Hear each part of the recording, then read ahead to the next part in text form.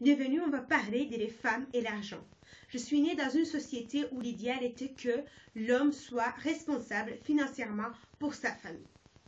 La femme était responsable pour éduquer les enfants, nettoyer, faire à manger. En gros, il était responsable pour rendre une maison un foyer chaleureux. Par exemple, si les enfants n'avaient pas mangé, on allait demander à la femme pourquoi les enfants n'ont pas mangé. Si jamais ils répondaient qu'il n'y avait pas l'argent à la maison pour acheter la nourriture, on allait laisser tranquille la femme et on allait demander à l'homme pourquoi vous n'avez pas prévu d'essuyer de l'argent pour nourrir votre famille. Ça allait aussi loin que si jamais la femme perdait son mari, la famille de son mari était responsable financièrement pour ses enfants et la femme, pour la femme et les enfants. Oui, parfois ça allait peut-être un peu trop loin. Parfois tu t'es marié aussi avec les frères de ton mari ou bien un autre homme de la famille de ton mari. Mais bon, on va nier ça un peu. L'idée ici c'est juste que tu comprends que la responsabilité financière était celui des maris et si jamais les maris n'est plus là, les backup plans, si je peux appeler ça comme ça, était la famille du mari. J'ai grandi dans une société où l'idéal est que la femme et l'homme soient égaux. Donc, la femme et l'homme sont tous les deux responsables pour rendre leur maison un foyer chaleureux et ils sont aussi tous les deux responsables financièrement pour leur famille. Donc, si jamais je reprends l'exemple qu'on avait pris il y a quelques minutes, si jamais les enfants n'ont pas mangé, on demande à la maman pourquoi tes enfants n'ont pas mangé. Si la maman ose répondre, c'est parce qu'il n'y avait pas l'argent, on va directement poser la même question à la maman. Mais pourquoi tu n'as pas été travailler pour gagner l'argent, pour nourrir ta famille? Oui, je sais, le monde n'est pas idéal. On ne vit pas dans une société où tout est parfait et donc la femme et l'homme ne sont pas vraiment encore égales dans la société. Il y a encore beaucoup trop de femmes qui travaillent et qui font plutôt le même travail que les hommes et qui gagnent moins que les hommes. Il y a encore beaucoup de discrimination quand tu vas chercher du travail et tu as peut-être les mêmes diplômes que l'homme, les mêmes expériences que l'homme, qu'on va choisir quand même l'homme parce qu'on croit que l'homme va mieux faire le travail que toi. Et ce n'est pas forcément la vérité. Il y a encore aussi des cas où on va plutôt donner le travail à l'homme parce qu'on craint que tu vas tomber enceinte. Et il y a encore vraiment aussi trop de préjugements sur les femmes qui veulent avancer financièrement. Moi, j'ai été victime de ces commentaires préjuges quand j'ai fait mon premier investissement en immobilier. J'ai eu beaucoup de gens qui m'ont dit, voilà, que j'allais jamais me marier. Parce que, voilà, un homme ne pouvait pas se marier avec quelqu'un, avec une femme qui avait osé d'investir en immobilier. Je ne comprends pas les rapports, mais bon. Il y en a aussi beaucoup qui m'ont conseillé, voilà, d'acheter un appartement, d'accord, c'est trop tard, donc oublions ça. Mais surtout, n'achète pas des voitures. Parce qu'un homme, il peut encore accepter que tu aies un appartement, mais il ne peut pas accepter que tu aies aussi une voiture. Ok, d'accord? Un autre truc que j'ai jamais compris, c'est qu'on me disait, c'est que j'étais gourmand. Parce que j'ai acheté 2 appartements.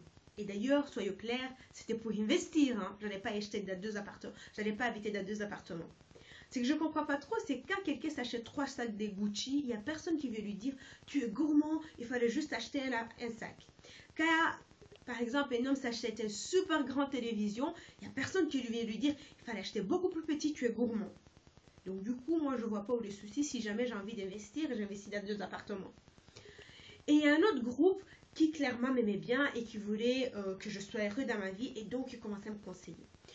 C'est vrai, Aurore, on comprend, franchement, voilà, tu as eu la malchance de ne pas avoir ton homme idéal au moment que tu as voulu acheter, mais déjà, tu arrêtes, tu achètes plus 2 autres appartements, tu restes simplement avec ces 2, et si jamais tu croises un homme qui t'aime bien, tu vas surtout pas du tout lui annoncer la mauvaise nouvelle que tu as fait la faute d'acheter 2 appartements avant de te marier, mais plutôt tu vas te comporter comme, tu vas faire un effort extra d'être une femme de cœur, comme on les appelle chez nous. Donc tu vas surtout bien t'habiller, te maquiller, nettoyer, cuisiner et ne pas trop parler et surtout ne pas parler tout ce qui touche les sujets des finances personnelles.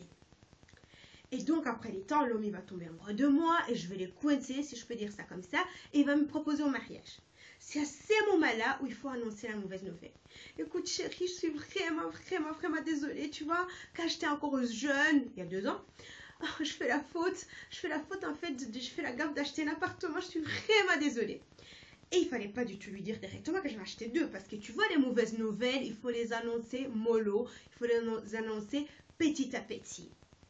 Et donc, du coup, une fois qu'il aura accepté que sa copine avait osé d'acheter un appartement, voilà, là, il allait me pardonner. Une fois qu'il m'avait pardonné, une fois que c'était calme, c'est là qu'il fallait annoncer la deuxième mauvaise nouvelle. Écoute, chérie, franchement, je suis vraiment désolée. C'est la dernière mensonge dans notre relation. Mais c'est la dernière fois que je fais ça. C'est vraiment ça. En fait, j'ai pas simplement acheté un appartement, j'en ai acheté 2. Et là, il fallait prier que cet homme n'allait quand même pas me quitter parce que j'avais fait une faute très grave parce que j'avais acheté 2 appartements.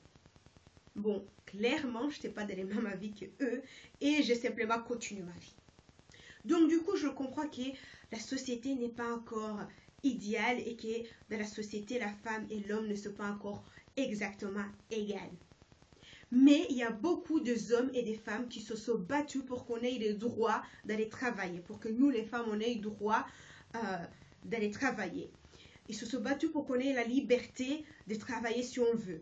Ce qui veut dire aussi qu'on a la liberté de, par exemple, être dans une relation ou pas, de quitter des relations qui sont abusives ou qui nous impactent négativement.